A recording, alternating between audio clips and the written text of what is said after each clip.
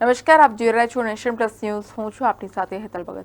સમગ્ર ગુજરાતમાં વિવિધ અદાલતોમાં એડવોકેટ એસોસિએશનના સભ્યો ઉપર વકીલાત દરમિયાન હુમલાઓ થતા રહે છે અને જેને પરિણામે સાબરકાંઠા જિલ્લાના હિંમતનગર શહેરમાં તાલુકા પંચાયત પાસે જિલ્લા બાર એસોસિએશન દ્વારા સૂત્રોચ્ચાર કરીને વિરોધ નોંધાવવામાં આવ્યો હતો.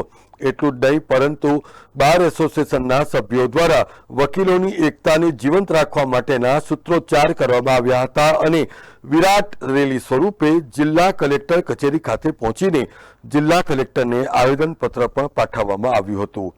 આ આવેદનપત્રમાં જણાવાયું હતું કે ગુજરાતમાં 1.5 લાખથી વધુ વકીલો વિવિધ અદાલતોમાં ન્યાયિક કાર્યવાહીમાં પોતાનું યોગદાન આપી રહ્યા છે.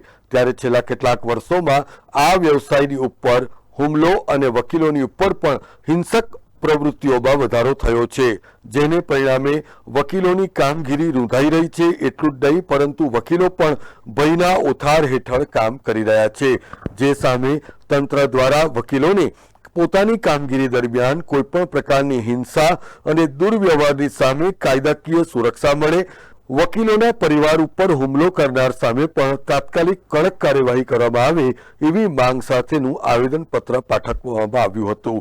ગુજરાત રાજ્યમાં એડવોકેટ પ્રોટેક્શન એક્ટને પસાર કરવાની પણ માંગ જિલ્લા બાર એસોસિએશનના વકીલો દ્વારા કરવામાં આવી હતી.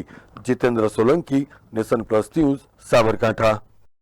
સમાચારોના સતત અપડેટ મેળવવા માટે અમારી નેશન પ્લસ ન્યૂઝની યુટ્યુબ ચેનલને સબસ્ક્રાઇબ કરો, બેલ આઇકન દબાવો અને જોડાયેલા રહો ફેસબુક, ઇન્સ્ટાગ્રામ અને ટ્વિટર પર.